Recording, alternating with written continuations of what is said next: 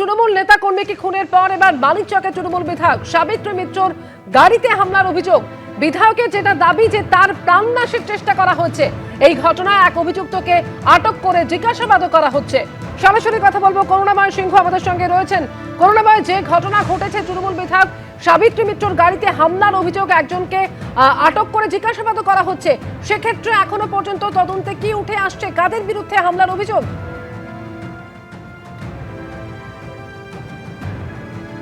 দেখো, 2 তারিখে দুলাল সরকারকে ধাওয়া করে গুলি করে খুন করা হয়। এরপর 14 তারিখ তৃণমূলের অঞ্চল সভাপতির ওপর হামলা হয় এবং সেখানে এক তৃণমূল কর্মীর মৃত্যু হয়। এবং তারপর এই সাবিত্রী মিত্র, মানিকচকের যিনি বিধায়ক, তার উপর হামলা হয়, তার গাড়িতে হামলা করার চেষ্টা হয় এবং কোনো ক্রমে তার চালক সেই গাড়ি নিয়ে বেরিয়ে আসতে সক্ষম হয়। ইতিমধ্যেই পুলিশ সূত্রে যেটা আমরা জানতে পারছি যে একজনকে আটক করা হয়েছে এবং জিজ্ঞাসাবাদ চলছে।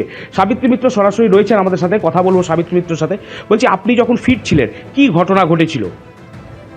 অ্যাকচুয়ালি আমি 9টার সময় আমার খেলার মাঠ থেকে বেরিয়েছি, আমরা মানিকচক থেকে বেরিয়ে আমি যখন গাড়িটা নিয়ে বাড়ির দিকে আসছিলাম তখন 9:38 বাজে।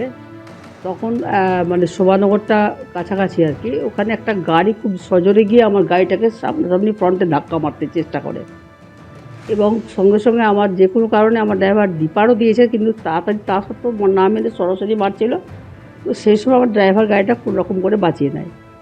তারপরে আমাদের কিছু লোকজন দেখে বলে চলো ওকে ধরতে হবে, হ্যাঁ তা না, বললাম দরকার নেই, বাড়ি চলো। বাড়ির দিকে যখন যাচ্ছি তখন বাড়ি থেকে আমি থানার মানিকচক থানার আইসিকে ফোন করা হলো যে গাড়িটা ওদিকে গেছে, একটু আপনারা দেখুন। তো গাড়িটা ধরে রাখুন তো কী জন্য এরা এটা খুন করলো। কিন্তু আমাদের মানিকচক আইসি ছিলেন, গাড়িটা ওদিক থেকে যাচ্ছিল না, যায়নি, পাচ্ছেন না উনি।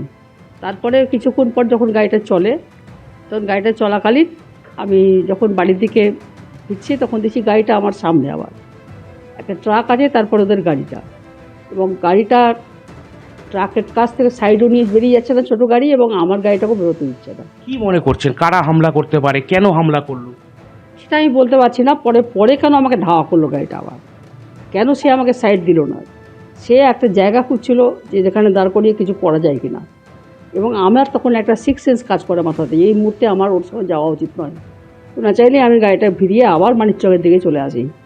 মানিকচকে আইসির সামনে যখন আমি ধরমপুরে ছিলাম তখন গাড়িটাকে আবার মিল্কি ফাঁড়িকে বলা হয়েছিল যে ওটা একটু দেখেন, ওখানে নিয়ে যাবো, ওখানে সিসি ক্যামেরাও আছে। খুনের ষড়যন্ত্র থাকতে পারে? খুনের ষড়যন্ত্র ছাড়া এসব অন্য কোনো কারণ ছিল না। কারণ একটা গাড়ি আমাকে ধাক্কা মেরে দিতে পারে ইনটক্সিকেট অবস্থায় কোনো ড্রাইভার, ওটা সে চলে গেছে, আলাদা part of the story. But second time আবার সেম গাড়িটাই আবার আমাকে সামনাসামনি আমাকে ফলো করা, এবং আমার সামনে আমাকে পিছন ঘুরে দেখা, ওরা এই সবগুলো দেখে, এবং পিছনে এত ধুলা ছিল গাড়িটার পিছনে, আমি গাড়িটাকে মানে কাউকে দেখতে পাচ্ছিলাম না। সাবিত্রী মিত্র যেটা সরাসরি অভিযোগ করছেন যে তাকে খুনের ষড়যন্ত্রই করা হয়েছিল, কারণ প্রথমবার গাড়িটি ধাক্কা মারার চেষ্টা করে, তারপর দ্বিতীয়বার যখন ফিরে আসে সেই কারণেই কিন্তু মনে করছেন যে একটা ষড়যন্ত্র ছিল, যে কোনো ক্রমে তিনি প্রাণে বেঁচেছেন। ইতিমধ্যে পুলিশ একজনকে আটক করেছে, জিজ্ঞাসাবাদ করছে।